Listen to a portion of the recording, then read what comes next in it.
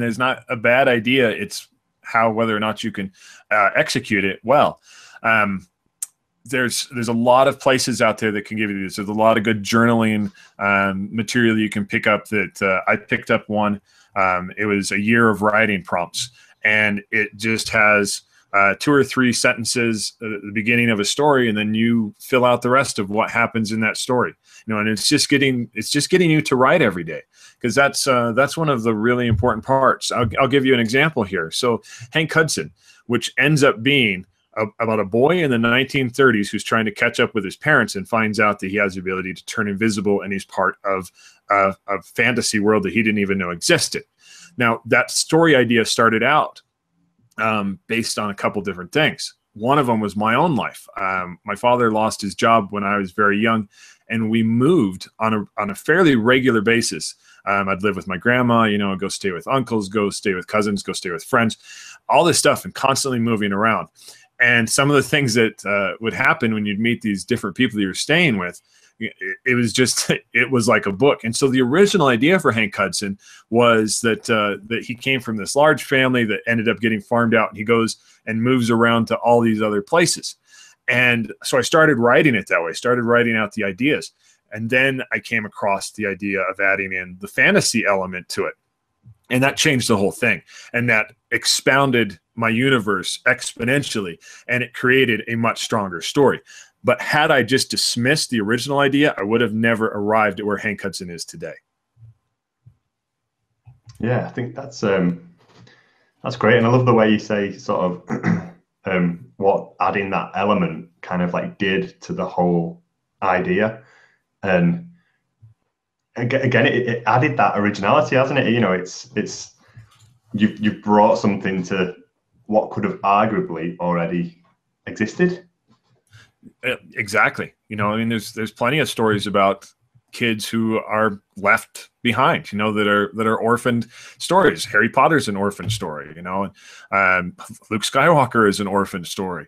And I didn't want it to be another orphan story. I wanted it to have something that felt unique and original about it.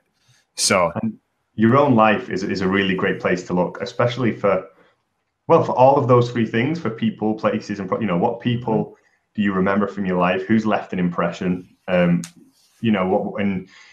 it's never about who that person is. It's more about how you see them and what you've built them up to be in your mind. And also, what problems have you encountered in your life? And, you remember them because of the struggle that you went through, but also because of who you are now because of them. So they were a journey, and you've changed because of it. And, write them down, explore them, and see where they go. Yeah. And I like how you said that, it's your perception of the person. This is something really stupid and silly that I started doing when I was in the military. We'd be on these convoys, and sometimes your convoy would be parked, and maybe you'd be parked for an hour or two, and you'd see these guys, all the leadership guys out there talking about things, And so I started making up their conversation, I'd do the voice for one guy, and then someone else would do the voice for something else. And, because we perceive things differently.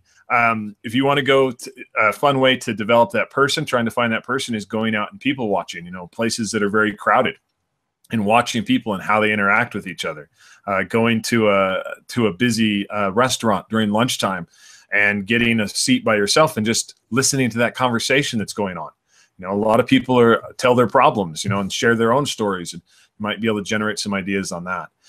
If you are people watching, I would suggest not going to public schools and watching the kids. You could get arrested. So just something to think about. Yeah, no, but that is a great one. And it's as I recently started studying creative writing, that's one that they have us do a lot. Sort of just going out, amongst people and kind of just like sitting there and staring at everyone.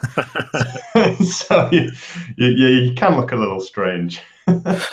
Yeah, maybe you don't wear your trench coat. I love that coat so much, though. I'm giving a bad name. They really do. So. Thank you for listening, and come back next week for more. Please visit thebookeditorshow.com for show notes, links to guests, books and extras, and for information on how to be a guest on the show.